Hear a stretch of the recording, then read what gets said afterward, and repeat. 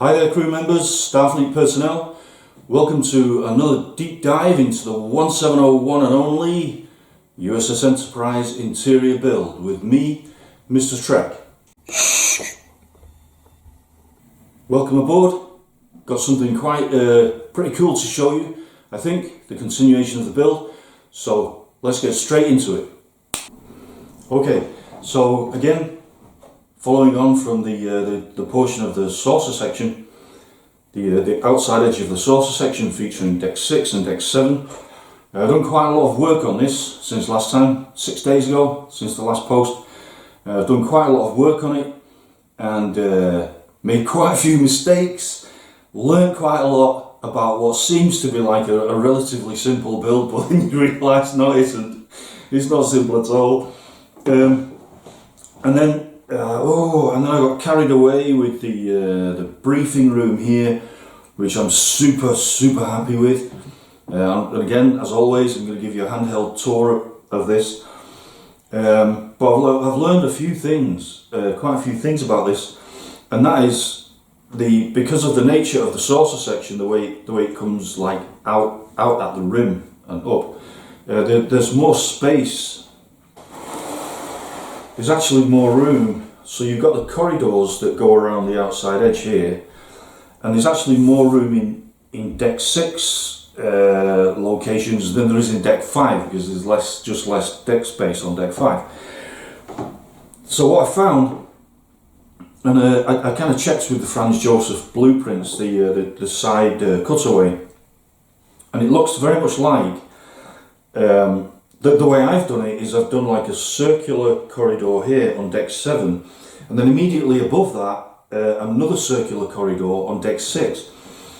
And actually I don't think it works like that, because as I say, if it does go like that, then there's quite a small amount of space in the sections on deck 7. So the way I've looked at it on the Franz Josef plans is that on deck 7 you've got you have the curving corridor here. No, sorry.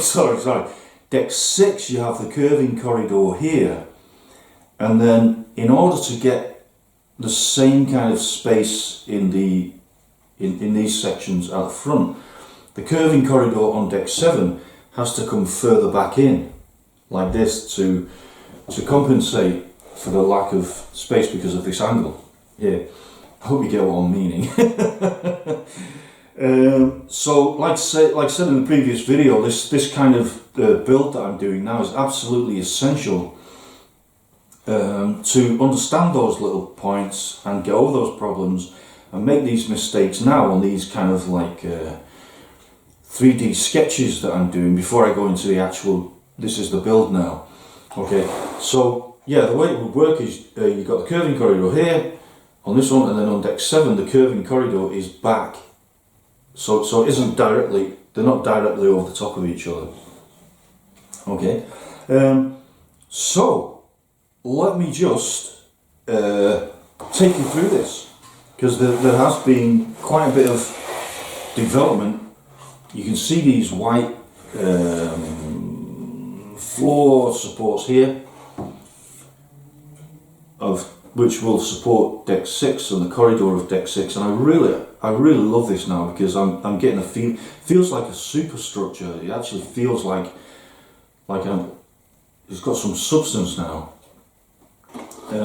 I'm going to quickly take you through one of the builds of these like supporting girders, and then we'll come and have a look handheld. I mean, they take a while to do, but it's so satisfying when it's done. It actually feels like a real, don't know, 100-ton girder or something. And then I just place the crossbar in this way,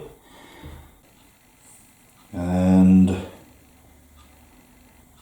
then the other side, and then finally I've laid glue down on these support strips here. Finally place the top piece on, and just give it a light tap there, because what we need to do now is we need to make sure it's absolute level here. So I'm going to use this, make sure that it's level so that the floor of deck 6 is straight. And the thing that I love about using this white card, I mean, these are like girders, floor supports, ceiling supports. And the thing that I like about the white card is it's almost suggestive of a new kind of material, you know. I mean, the Enterprise 1701, it is not held together with nuts and bolts. I'll tell you that for nothing. It's not held together with nuts and bolts. It's held together with this stuff. I haven't thought of a sci-fi name for it yet, but this is like a new material that can withstand warp fields, gravitational distortions, all that kind of thing. Super strong, kind of new material. Okay, so there you go. I mean, and the thing with 1/25th scale, I can really feel that. I can actually feel that as a girder. It feels heavy. You can just imagine.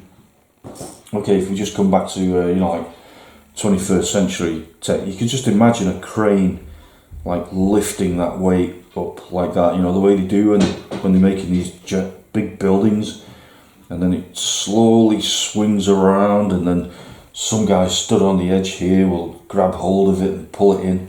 So it really gives an awesome feeling of depth, strength. Okay, so we're going to start right off here in the briefing room, which is looking quite nice when it's framed by these girders overhead. So I've got the Panton chairs around the briefing table at the moment, but of course they will be replaced with the Burke chairs. The table, like everything else, is just made of cardboard, high quality cardboard with coloured paper on the top, and then these tiny little communicators at each person's station. There's the computer at the end of the table that Mr. Spock usually sits at, and then here is the amazing view screen that I did a few posts in Facebook explaining that this view screen, I'm just going to come in close to that to show you. It is actually a modified packaging that some Apple earpods came in, earphones. And that those smooth curving edges, I mean, you can't really get that without, I don't know, 3D printing or something. But it was all just there, ready-made in this packaging that the pods went in. I saw it immediately, and I thought, there's my view screen for the briefing room. So I cut the back off the packaging, and then I did custom cut out the inside shape of the screen, and then I kind of pushed that in and glued it in, and then just applied the screen graphic, which is just done with magic markers, blue magic marker, black magic marker, that kind of thing. But oh, you can really see that TOS style interior there now, and I can almost, even though those doors don't open, I can almost hear them opening, that kind of sound. And then we'll just look up here. So there's the girders overhead and the angle of the outer saucer. So I'm really looking forwards to completing the briefing room and then really getting to work on deck 6. So another feature of this, as you know, I want this, I'm just going to pull out.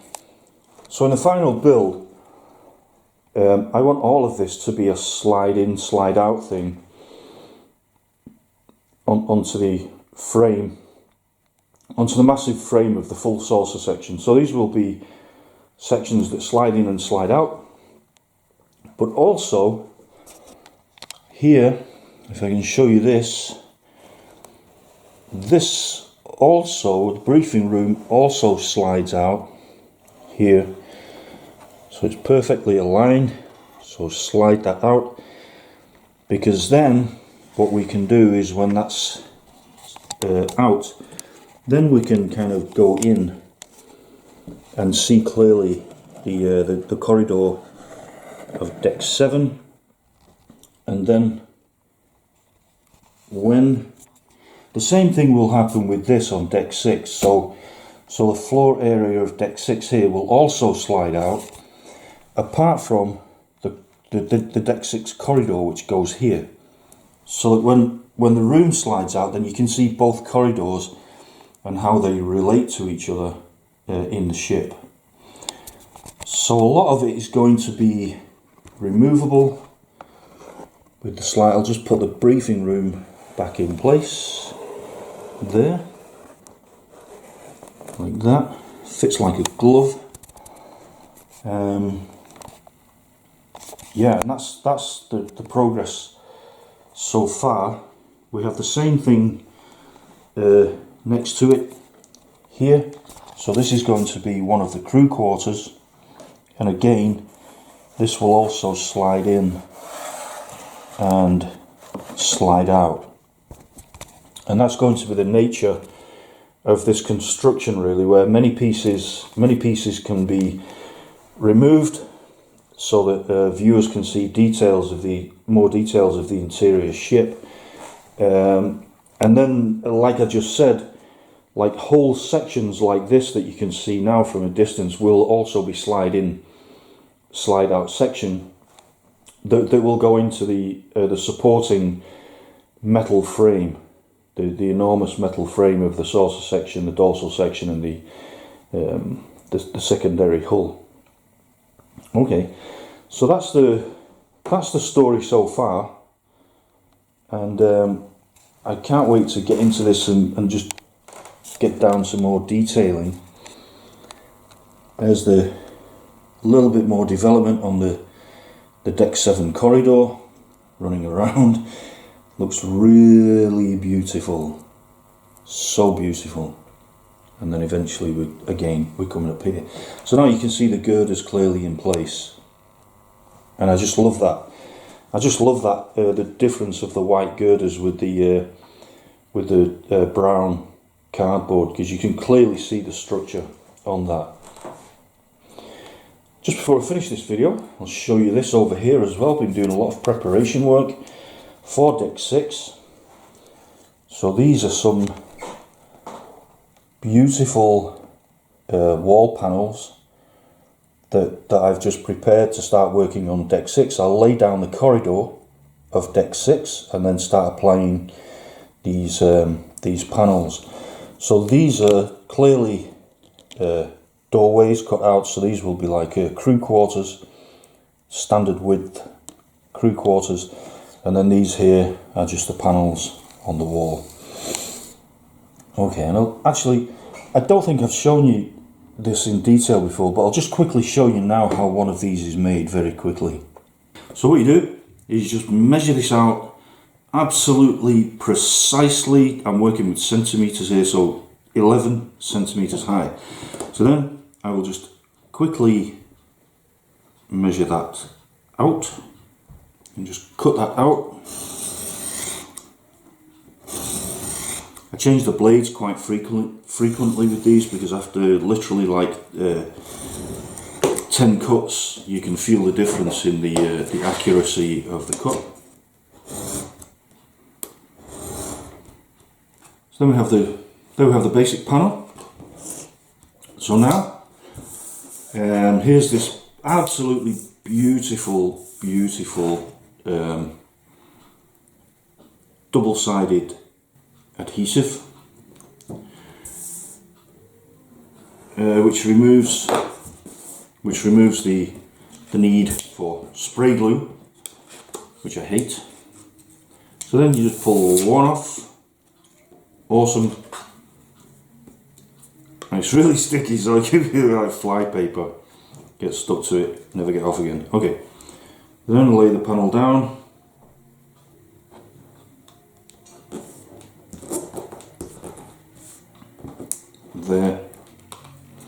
carefully peel the other side off. And then here's the grey wall. I'm just going to lay that onto a nice area of that grey.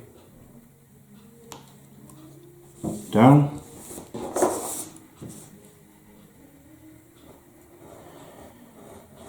Carefully cut this out. I'm just applying a light pressure with the scalpel, so I don't need to use a ruler here because I'm just leaning against the card.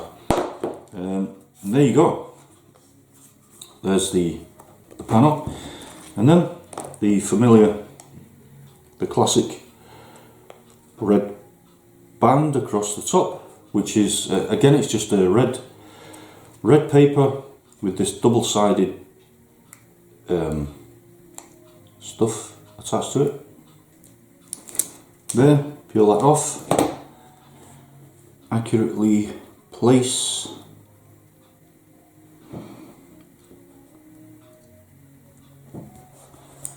red band on, turn over carefully again,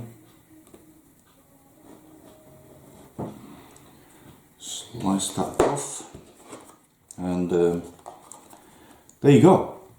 That's how the wall panels for the interior of the ship are made. Alright, we'll just finish with another shot of the beautiful briefing room pulling out, and there you can see the superstructure of deck 6 overhead as we pull further out, the angle of the outside edge of the saucer section coming into view now. I hope you've enjoyed this video. I hope you're enjoying this journey, this mission into the in-depth build of the USS Enterprise 1701. As always, please do give the video a like, please do subscribe. It's really taking the mission to another level. And again, thanks to all the people that are subscribing. Thanks for all your fantastic comments and your feedback and your ideas. I read every single one of them, so that's really fantastic to have that kind of support for this kind of work. Alright, so let's finish there. Please do leave your comments if you have any questions or feedback, any ideas about this build. Please do leave it in the comments section, and the next video I'll show you, we're going to be looking at some real development on deck 6 and the crew quarters. As always, I hope the video finds you well, and for now, bye bye, and I'll see you soon.